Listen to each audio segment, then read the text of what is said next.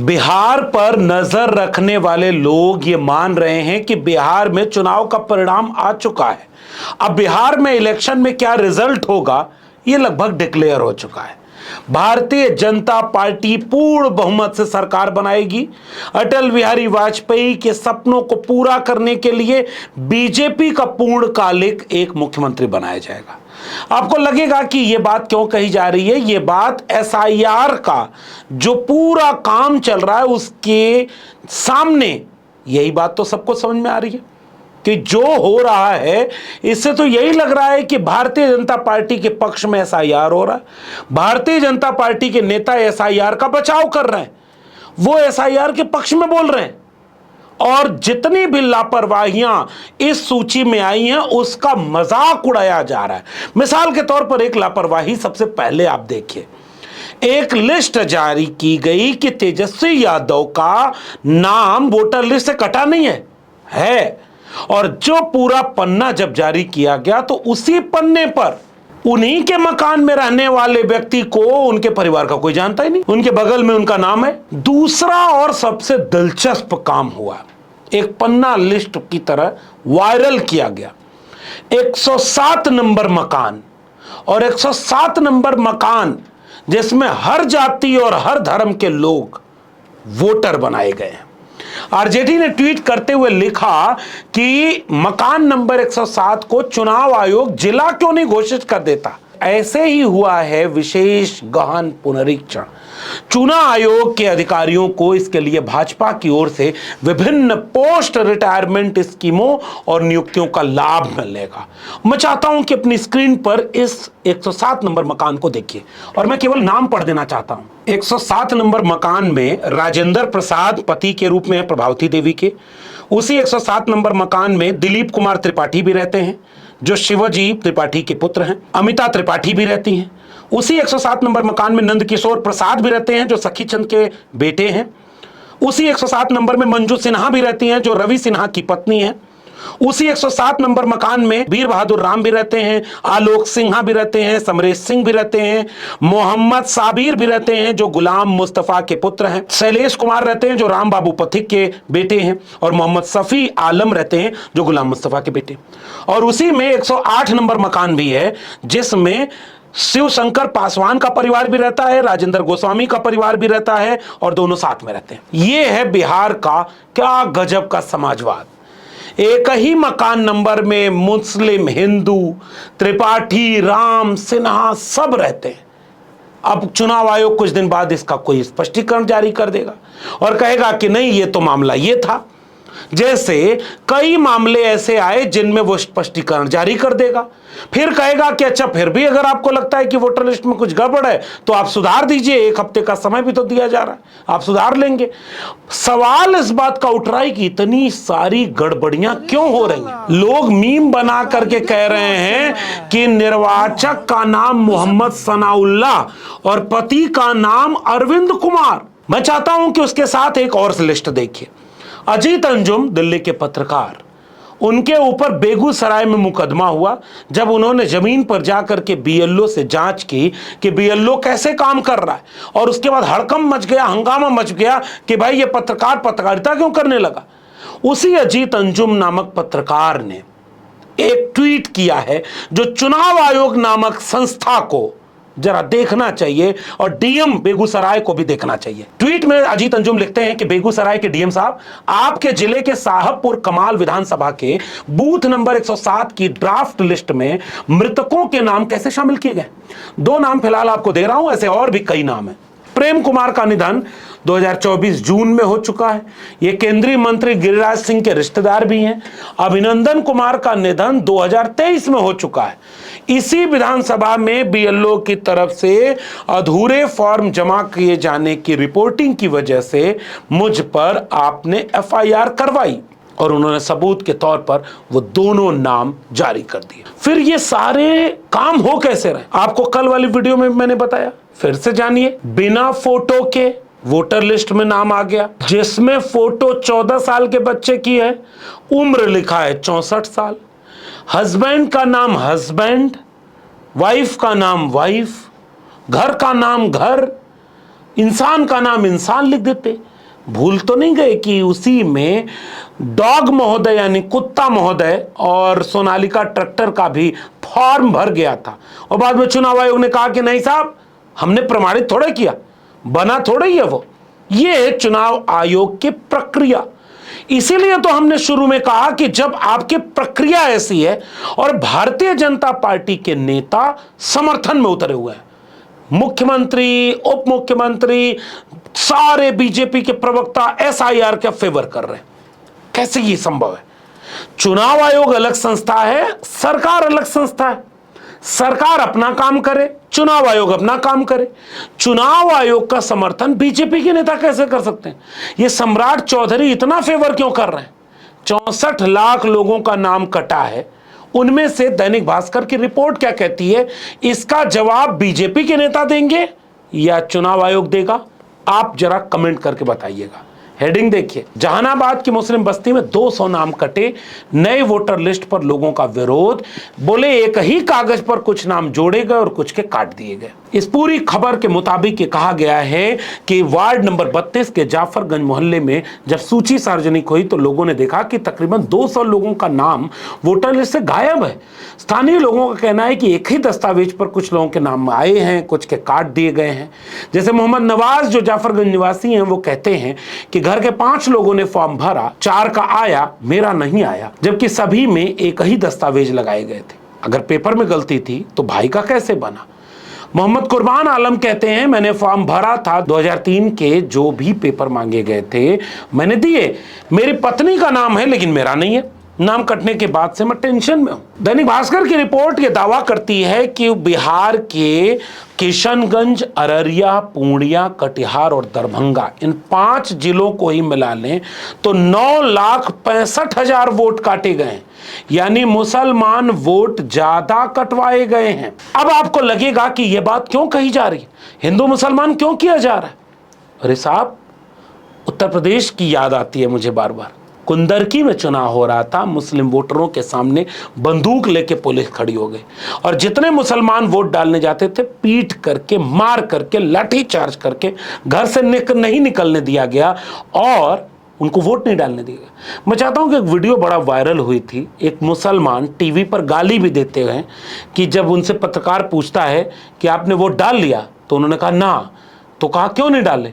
तो कहे जैसे ही वोट डालने गए पुलिस वाला गाली दे करके बोला कि ये बुढ़ा फिर आ गया। उसी उत्तर प्रदेश में मुसलमानों ने मैं जिंदा हूं के पोस्टर लगा करके लखनऊ में प्रोटेस्ट किया। अखिलेश यादव ने यहां तक कहा कि यादव मुस्लिम देख करके वोट काटे गए। कोई चुनाव आयोग ने आज तक सफाई नहीं दी। उसके बाद 22 का चुनाव सबके सामने है, बीजेपी सरकार बना ली है। राहुल गांधी इसीलिए ये बात कह रहे हैं।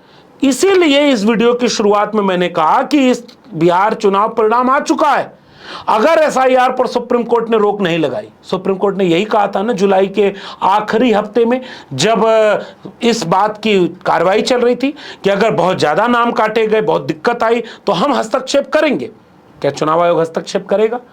जैसे योगेंद्र यादव जो इस पूरी प्रक्रिया में एक याची के तौर पर अपना पक्ष रख रहे हैं कि एसआईआर की प्रक्रिया बहुत गड़बड़ है, कोर्ट में गए हुए हैं, उन्होंने बाकायदे एक ट्वीट जारी करते हुए कहा कि कैसे स्क्रॉल की रिपोर्ट के मुताबिक मुसलमानों ही नहीं, महिलाओं तक के भी नाम काटे जाने का पूरा खेल बिहार में खेला जा रहा है। स्क्रॉल की रिपोर्ट को शेयर करते हुए उन्होंने कहा कि कैसे बिहार में ड्राफ्ट सूची में सबसे अधिक बाहर किए गए जिले महिलाओं और मुस्लिम बाहुल्य हैं। 243 विधानसभा क्षेत्र में से 43 में ड्राफ्ट रोल से बाहर किए गए लोगों में से 60% या उससे अधिक तो केवल महिलाएं हैं। स्क्रॉल की इस रिपोर्ट के मुताबिक जो नक्शा दिया गया है वो नक्शा कंपैरिजन करता है 24 जून 2025 और 1 अगस्त 2025 के इलेक्टोरल रोल में, जो ये कहता है कि खास खास इलाकों में चिन्हित करके महिलाओं, मुसलमानों और तमाम लोगों के नाम काटने की प्रक्रिया इसमें की गई है। राजपुर, रामगढ़, ढाका, मोहनिया, भभुआ, ठाकुरगंज, अमोर, बरहमपुर, नोखा, इस तरह के तमाम जो कॉन्स्टिट्यूएंसी हैं, स्क्रोल ने बाकायदे सूची दी है और आप देखिए कि उसमें से 70%, 65 से 70% महिलाओं के नाम काट दिए गए हैं। कैमूर से लेकर के सुपौल तक में यह आंकड़ा 58% से 64% है। भोजपुर जिले के बरहरा निर्वाचन क्षेत्र में मतदाता सूची में से बाहर किए गए 75% लोग पुरुष हैं। और मुस्लिम इलाके जहां हैं, स्क्रोल की रिपोर्ट बाकायदे आंकड़े देकर के बता रही है कि उन मुस्लिम इलाकों में से नाम काटे जा रहे हैं। भारतीय जनता पार्टी की पॉलिटिक्स पूरे देश नहीं दुनिया को स्पष्ट है कि एक भी मुसलमान को टिकट नहीं देना है, एक भी मुसलमान का वोट नहीं लेना है। यह तो होता तो सामान्य बात थी कि चलो आपको मुसलमानों से नफरत है, आप किसी को टिकट नहीं देते, आप किसी के लिए वोट नहीं मांगते। बीजेपी की राजनीति है मुसलमान विरोध की, और जो मुसलमान विरोध की राजनीति है, इसलिए मुसलमान जो बीजेपी को हराता है, दंगाई बीजेपी को हराता है, उसके साथ खड़ी होती। तो जब मुसलमान प्रमुख विपक्षी महागठबंधन के साथ खड़ा है तो बीजेपी को पता है कि ये तो हमें वोट नहीं देगा, तो इनको एक तरफ से नाम निकाल दो। फिर टीवी पर बैठ करके कोई चित्रा त्रिपाठी नाम की एंकर अपने त्रिपाठी होने पर अहंकार और गर्व के साथ प्राइम टाइम डिबेट करेगी कि तेजस्वी यादव ने झूठ बोला, उनके 2 एपिक नंबर कैसे हैं, उनका वोटर कार्ड बना था फिर भी उन्होंने झूठ क्यों बोला, और अपनी जाति पर अहंकार करती हुई जो डिबेट कराएगी उसमें इस बात पर चिंता नहीं होगी कि इतना सारा फ्रॉड अगर एसआईआर में है तो एक डिबेट उस पर भी करा लो। पिछड़ी जाति से आते हैं, नेता प्रतिपक्ष तेजस्वी यादव पिछड़ी जाति से आते हैं, फिर भी पिछड़ा रह गया। अरे आगे बढ़िए भाई जाति से आप लोग। अरे मेरी क्या हिम्मत है, मैं तो बता रही हूँ 3 बड़े चेहरे, फिर भी इस देश का ये हाल है, वह प्रदेश का, बिहार का हो गया। जब तक आप चित्रा त्रिपाठी अपने नाम के पीछे की त्रिपाठी नहीं हटा देते। अरे मैं मुझे गर्व है, मैं त्रिपाठी हूँ, माँ बाप का दिया हुआ त्रिपाठी शब्द है, क्यों मैं शर्म करूँ, क्यों मैं शर्म करूँ? जो माँ बाप के नाम के आगे से टाइटल मिले उसमें सौभाग्य माना जाना चाहिए। ये रोना बंद कीजिए। क्या शर्मा जी आप चित्रा कुशवाहा क्यों नहीं है, चित्रा मेहता क्यों नहीं? अरे मेरे माँ बाप जहाँ से आते उन्होंने नाम दिया, मैंने खुद से नहीं रखा था नाम बदल कर, वो कुछ और रख देती, मैं उसको स्वीकार कर लेती। ये तो फख्र की बात होनी चाहिए, मेरे लिए फख्र की बात होनी चाहिए, माँ बाप का नाम साथ में जुड़ा हुआ है, इसमें रोने की जरूरत नहीं है। के शर्मा जी क्लोजिंग कमेंट जल्दी से। अब के शर्मा जी आप ही लोग का पिछड़े मुख्यमंत्री हैं तो भी यही हाल, और किसी का वहां पर कुछ हो नहीं पा रहा है भला। इस वीडियो को देखने के बाद आपको लग रहा था कि ये पत्रकार है, ये वही पत्रकार है जो बीजेपी के फेवर में रोज पत्रकारिता करते हैं, लेकिन आपको फर्क पड़ता है ना किसी को। मैंने ये सारी आंकड़े दिखा करके यही समझाने की कोशिश की कि बिहार का चुनाव परिणाम आ चुका है और भारतीय जनता पार्टी का मुख्यमंत्री बिहार में बन चुका है। अगर यही एसआईआर हुआ तो यही होगा। जब बीजेपी उसका फेवर कर रही है, सम्राट चौधरी ट्वीट पे ट्वीट कर रहा है, विजय सिन्हा बयान दे रहा है, बीजेपी के प्रवक्ता टीवी पर बैठकर एसआईआर को अच्छा बता रहे हैं, और पूरा विपक्ष संसद में मांग कर रहा है कि चर्चा तो करा लो, एसआईआर पर बहस तो करा लो। चुनाव आयोग से कहा जाता है कि एक बयान तो जारी कर दो। जितने सवाल तेजस्वी यादव ने पूछे, जरा फिर से इन सवालों को देख लो। इन सवालों में से सबसे अहम सवाल कि 65 लाख में से मारे गए लोग जो मर गए हैं उनका नाम 6 महीने पहले की सूची में क्यों नहीं कटा, और अभी कटा है तो जिंदा लोगों का नाम क्यों कट गया? इसका जवाब क्या देगी? चुनाव आयोग केवल यही कहेगा, फिर ऐड निकाल देगा टीवी पर कि भाई 1 हफ्ते का समय है, 15 दिन का समय है, फिर अपना डाल दो, प्रमाण देने के लिए 11 डॉक्यूमेंट हैं, फिर से दे दो, नाम जोड़ देंगे। सवाल यह कि काटे कैसे? प्रक्रिया, इसका मतलब दिक्कत तलब है कि नहीं? उस प्रक्रिया पर जवाब तुम क्यों नहीं दे रहे हो? और जितने सवाल आज तक उठाए गए, पत्रकारों पर मुकदमे करने से विपक्षी दलों को चुनाव हारने तक बताने में, एक का भी जवाब चुनाव आयोग ने क्यों नहीं दिया? चुनाव आयोग ने तेजस्वी यादव के इस सवाल का जवाब क्यों नहीं दिया कि जो लोग स्थानांतरित हो गए हैं, कल को वो बिहार में लौटे तो उनको तो नागरिकता ही नहीं मिलेगी, क्योंकि उनका नाम वोटर लिस्ट से काट दिया, बाकी किसी को तुम नागरिकता प्रमाण मानते नहीं। तो फिर उनका क्या होगा? उनका क्या होगा जो परमानेंट स्थानांतरित कर दिए गए 30 लाख लोग होंगे? आप कर क्या रहे हो? और इसी को लेकर के चंद्रबाबू नायडू ने चिंता जताई थी कि यह एसआईआर पूरे देश में होने जा रहा है, फिर देश में चुनाव की जरूरत क्या होगी? बीजेपी का मुख्यमंत्री, बीजेपी का प्रधानमंत्री, बीजेपी का राष्ट्रपति, बीजेपी का चुनाव आयुक्त, बीजेपी का इलेक्शन कमीशन का सब कुछ। और इसीलिए मुझे राहुल गांधी की ये वाली बात फिर से याद आती है, और अखिलेश यादव की भी, जब राहुल गांधी ने कहा कि तुम जो लोग ये देश के विरोध में काम कर रहे हो, अगर सरकार बदली तो एक एक को चुन चुन के जवाब मिलेगा, इसीलिए वो सब सरकार ही नहीं बदलने देंगे। और फिर से देखना बिहार में बीजेपी जीत जाएगी अगर यही हुआ तो। मुर्दा आयोग कहा था अखिलेश यादव ने, क्या हुआ? क्या चुनाव आयोग ने जवाब दिया?